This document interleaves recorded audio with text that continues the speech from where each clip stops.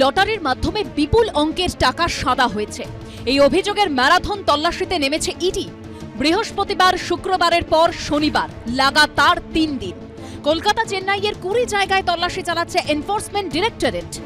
ED সূত্রে দাবি, marathon তল্লাশিতে প্রায় 9 কোটি নগদের হদিশ মিলেছে, যার মধ্যে শুধুমাত্র কলকাতা থেকেই উদ্ধার হয়েছে নগদ 3 কোটি টাকা। এছাড়াও উদ্ধার হয়েছে প্রচুর আর্থিক লেনদেনের নথি, অবিকৃত টিকিট।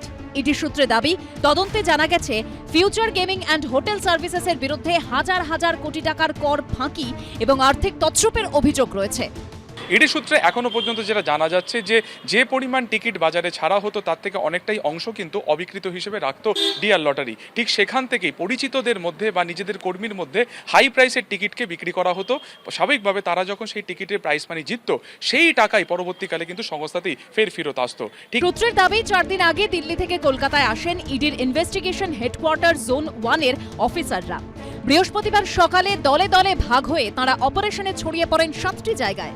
এর মধ্যে রয়েছে লেক মার্কেট এলাকা, lake road, south city, Bhowanipore, উত্তর 24 পরগনার বিরাটি, মাইকেল নগর।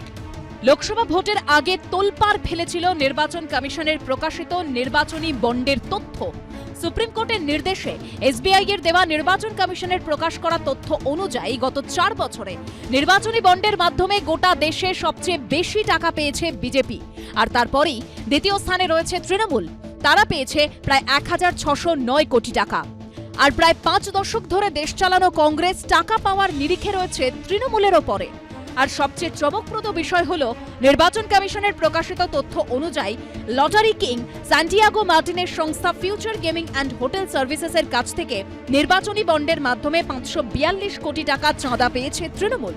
ডিয়ার লটারির মালিকের সংস্থা তৃণমূলকেই সবথেকে বেশি চাঁদা দিয়েছে। এই লটারি কোম্পানির মোট চাঁদার 40% তৃণমূল পেয়েছে। বাংলায় তাদের ডিয়ার লটারির রমরমা।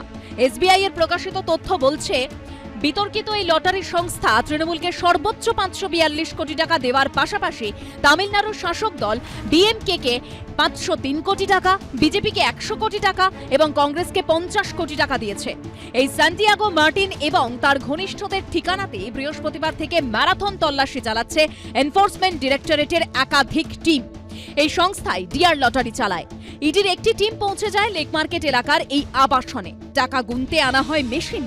শনিবারও সেখানে পৌঁছে যান ইডি আধিকারিকরা। তদন্তকারীদের অনুমান, লটারি দুর্নীতির মাধ্যমে একাধিক প্রভাবশালীর কাছে টাকা পৌঁছে দেওয়া হয়েছে। লটারির মাধ্যমে প্রচুর কালো টাকা সাদা হয়েছে বলেও ইডি সূত্রে দাবি। কিন্তু কোন প্রভাবশালীরা এই চক্রে জড়িত? ভাইপো লটারি চেন্নাইতে বসে 21 সালে ভোটের আগে ডিল হয়েছিল। ভাইপো ওখানকার যারা ছিলেন শাসক, এখনো আছেন তারা, এবং আইপ্যাকের লোকেরা, তারা ডিল করে দিয়েছিল।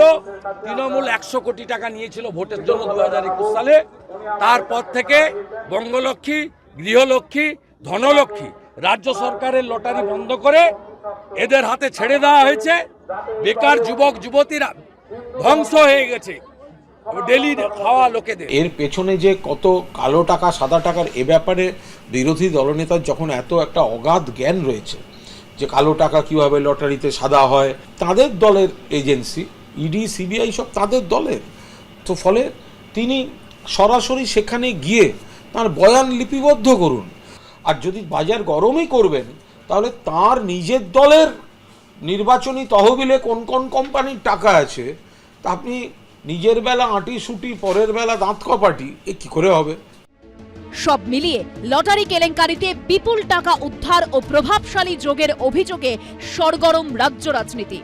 সুকান্ত মুখোপাধ্যায়, অরিত্রিক ভট্টাচার্য ও অনির্বাণ বিশ্বাসের রিপোর্ট, এবিপি আনন্দ।